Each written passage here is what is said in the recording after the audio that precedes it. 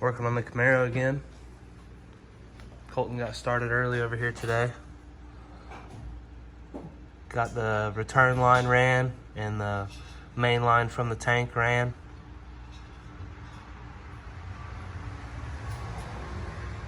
So we got kind of a messed up fitting, goes in the fuel pump, but I think we're gonna try to make it work, just for temporary at least. But about to get started on this wiring harness.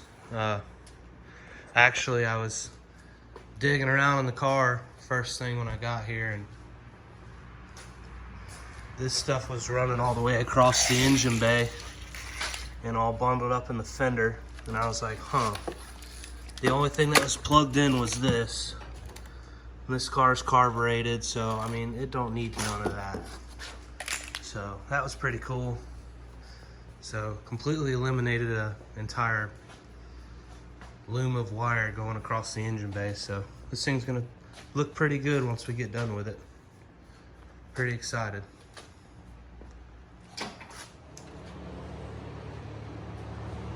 All right, got started on the wiring. Most of these cars, 80s model GMs, trucks as well, are about the same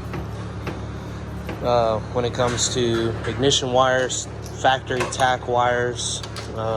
These all go to the starter area. Solenoid wires pink. The two main wires are the main power for the fuse block. Then you got all your factory gauges, temp, usually. I know this one's oil pressure. These two didn't really go to anything, so I'm just gonna test them for power. Other than that, they're pretty much junk because he's got wet gauges. So we'll get the wet gauges all hooked up. I think this is the factory choke wire, blue. But just organizing all this stuff, and then of course, really, the only thing you need is wipers. So those are still intact. But other than that, gonna get all this stuff taped up and ran. Oh yeah, I didn't mention the alternator wire too. It comes up here, it goes around. So it's just really janky. It's in rough shape, so we're gonna get it taken care of. All right, got a little more wiring done. What I like to do is separate it out to the area where it's pretty much going. So this is the windshield wiper harness. I got it by itself. All this stuff is pretty much going the same area, but they do split off from each other. So this is the starter solenoid wire and the distributor and factory tack wire. So I got them kind of together there. They'll go underneath the brake booster, underneath there, and they will run along the firewall there and down, straight down to the starter. Other than that, there is this blue wire here, which for some reason I feel like this is the factory choke wire. I'm not sure if it is 100%, but he had this going to the choke wire, so we're gonna change that hopefully. If not, that is a good ignition source, so I'll just unloom it out of this and put it in the harness with the rest of the stuff wherever it gets run, probably with the alternator harness, which I'm going to run along with the temp gauge there. So that was it. Just wanted to show you guys how I like to do it. I cleaned all the wires off with brake clean on a rag and just wiped them all so the tape would stick. They look a lot better, and also gives me a chance to basically check everywhere where it looks like they might be a little funky to make sure they're still solid. So Colton got this entire harness out, unhooked it from the stock computer. This went through the fender well area. All this stuff was taped and just shoved up in the fender well, but these were inside the car. So like I say, we're carbureted, mechanical fuel pump, so we don't need any of that. But I'm gonna have quite a carnage pile from this car wiring wise. So I got all that stuff there. I'll put it all in a pile, but we got the radiator in too. Just making progress. About to start running some wires.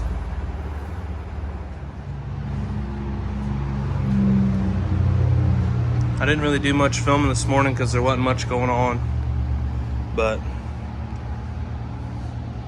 we got the battery cables done. I don't even know exactly where I left off.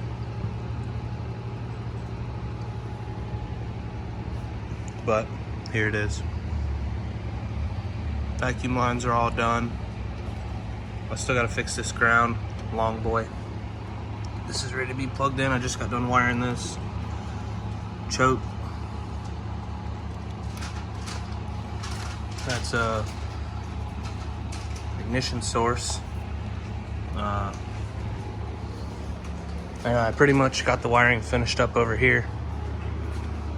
So this is all the stuff that I had hanging out that wasn't supposed to be used. I checked it all for power. None of it had power actually, and the one plug that was here that I thought had power did not. So I ended up finding this wire that came from the same plug, had ignition power. So I ran it along with the gauges and over to the electric choke on the carb. So Colton hooked the exhaust up. I found the oil fill cap, which was cool. Plugged that. Had to get a new grommet for it because it was missing. Mounted the dipstick. Got the wiring pretty much secured back here. All going down to the starter. Got the starter all wired up. Can't really see that. Turned out pretty good. So Colton ran this charge cable all the way across to the alternator. The one before was no good, and I got all the grounds hooked up. So looks kind of messy right now, but it's good. This fuel line, we still got to hook it up. I ended up getting a fitting for it this morning at the parts store. So I don't have an actual priming tool, so I kind of got one rigged up, and I'm going to prime the oil by spinning the oil pump. Then I'm going to bump it over with the starter and feel for the compression stroke and go ahead and get the distributor in so I can turn it over and try to get fuel up here. So if you don't have the distributor in or something to turn the oil pump while you're turning the starter over, the oil pump won't turn. So no oil pressure. So that's what we're gonna do. All right, we got gas up to it. Squirted a little bit of gas in there. Coil's plugged in now. We pre-oiled the engine. We're gonna see if it'll crank.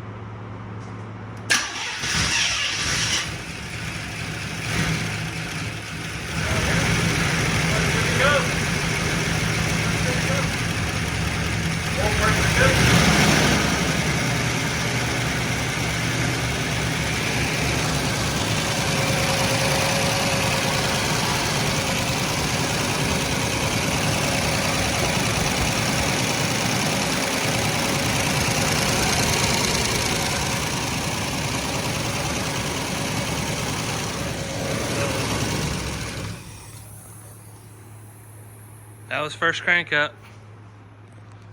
Cranked right up, but I did just remember that we don't have the old dipstick in, so had to cut it short, but that was literally first turn of the key, so that was pretty cool.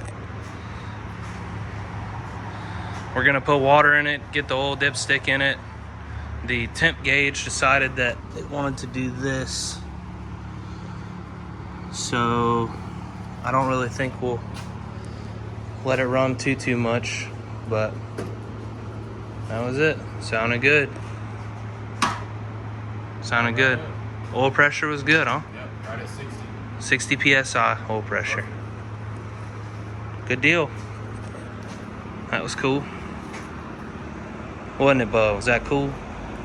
Sounded good. Sounded good.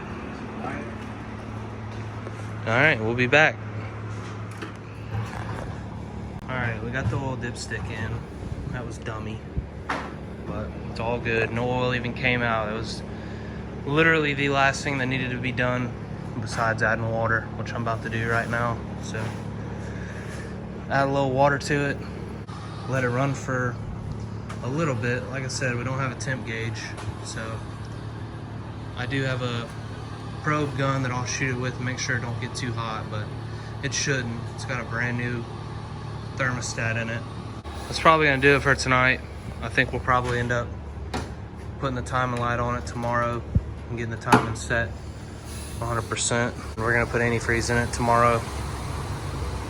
So we never like putting antifreeze in it right away because it seems to always have a water leak.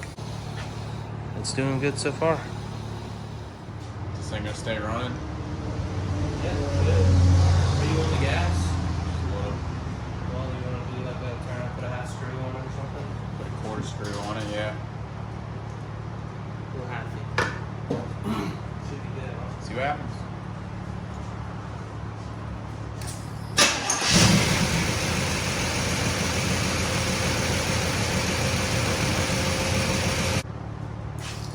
Well, hell yeah. Turned out, dude. Say we try to do a cold start on in the morning.